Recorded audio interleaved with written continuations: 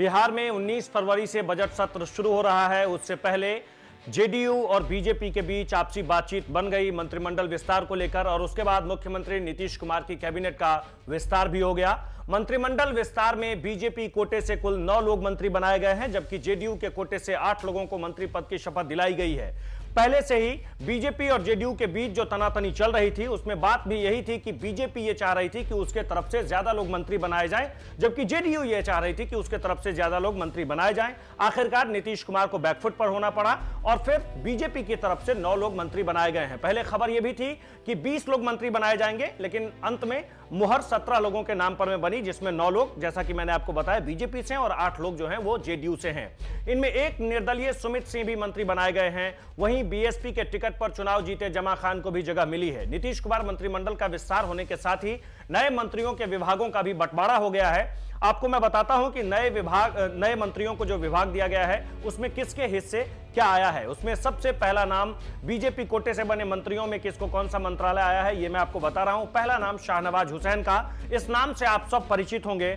बहुत दिनों से हाशिए पर चल रहे थे, पार्टी में दिल्ली में थे और शाहनवाज हुसैन के हिस्से बहुत कुछ आ नहीं रहा था, लेकिन अब उन्हें बिहार में मंत्री बनाया गया है और उद्योग मंत्री उनके हिस्से में आया है। शाहनवाज हुसैन के बाद सुभाष सिंह को सहकारिता मंत्री, नितिन नवीन को पथ निर्माण मंत्री बनाया गया है।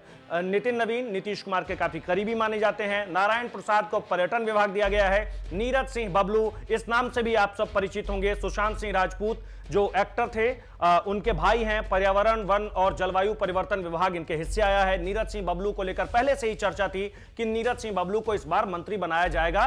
खासकर जब सुशांत सिंह राजपूत की मौत हुई थी, उसके बाद से नीरज सिंह बबलू काफी चर्चा में आए थे। वक्त वक्त पर वो परिवार में क्या कुछ चल रहा है उसकी भी जानकारी दे रहे थे। प्रमोद कुमार, गन्ना उद्योग विभाग। सम्राट चौधरी, इस नाम से भी बिहार की राजनीति को जानने वाले लोग परिचित होंगे, पंचायती राज विभाग। आलोक रंजन झा, कला संस्कृति एवं युवा विभाग दिया गया है इनको। जनकराम खान एवं भूतत्व विभाग दिया गया है। अब मैं आपको बताता हूं कि जेडीयू के कोटे से मंत्रियों को जो मंत्रालय मिला है उसमें किसके हिस्से कौन सा विभाग गया है। लेसी सिंह, खाद्य और उपभोक्ता संरक्षण विभाग। लेसी सिंह के बारे में भी बिहार की राजनीति को जानने वाले लोग जानते होंगे। सुमित सिंह, विज्ञान एवं प्रौद्योगिकी विभाग। संजय झा, जल संसाधन, सूचना और जनसंपर्क सहकारिता। संजय झा नीतीश कुमार के काफी करीबी माने जाते हैं। संजय झा काफी दिनों से नीतीश कुमार के साथ हैं। दिल्ली में भी जेडीयू कार्यालय में उनकी ठीक ठाक पकड़ है, अच्छी पकड़ है। मिथिलांचल से आते हैं, दरभंगा से वो आते हैं, और ये कहा जाता है कि उन्होंने मैथिली में शपथ ली है, और ये कहा जाता है कि मैथिली को आगे रखने में उनकी जो सहभागिता है वो कुछ ज्यादा ही है। श्रवण कुमार, ग्रामीण विकास विभाग। मदन सहनी, समाज कल्याण विभाग। जयंत राज, ग्रामीण कार्य विभाग। जमा खान, अल्पसंख्यक विभाग। सुनील कुमार, मद्य निषेध उत्पाद विभाग। इसके साथ ही नीतीश कुमार के पास पहले की तरह सामान्य प्रशासन और होम मिनिस्ट्री, जो सबसे बड़ी बात है, गृह विभाग नीतीश कुमार ने खुद अपने पास रखा है। मंत्रिमंडल सचिवालय, निगरानी, निर्वाचन और ऐसे सभी विभाग जो किसी को आवंटित नहीं हुए हैं, उनका जिम्मा खुद नीतीश कुमार ने संभाल लिया है, वो नीतीश कुमार के हिस्से है। जबकि डिप्टी सीएम तारकिशोर प्रसाद वित्त विभाग, वाणिज्य कर और नगर विकास एवं आवास देखेंगे। डिप्टी सीएम रेणु देवी, बिहार में इस बार 2 उप मुख्यमंत्री बनाए गए हैं, तारकिशोर प्रसाद और रेणु देवी। तो रेणु देवी के पास आपदा प्रबंधन और पिछड़ा वर्ग एवं अति पिछड़ा वर्ग कल्याण विभाग की जिम्मेदारी है। वहीं विजय कुमार चौधरी के पास शिक्षा, संसदीय कार्य विभाग।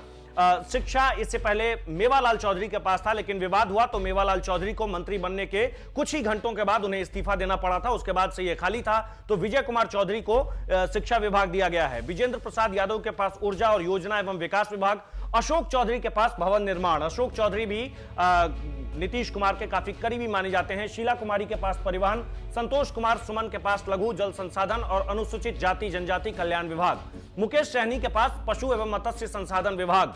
मुकेश सहनी की कहानी आप सबको मालूम होगा कि मुकेश सहनी किस तरीके से इस बार गठबंधन से चुनाव लड़ना चाहते थे, लेकिन ऐन मौके पर जब उनको उनके मन मुताबिक सीटें नहीं मिली तो उन्होंने पाला बदल लिया और फिर वो एनडीए गठबंधन में आ गए, जिसका नतीजा ये है कि वो बिहार में मंत्री भी बन गए हैं। मुकेश सहनी के पास, जैसा कि मैंने आपको बताया, कि पशु एवं मत्स्य संसाधन विभाग, जिसे मालदार विभाग भी कहते हैं, वो दिया गया है। मंगल पांडे के पास स्वास्थ्य विभाग है। मंगल पांडे भी बिहार की राजनीति के चर्चित नाम है।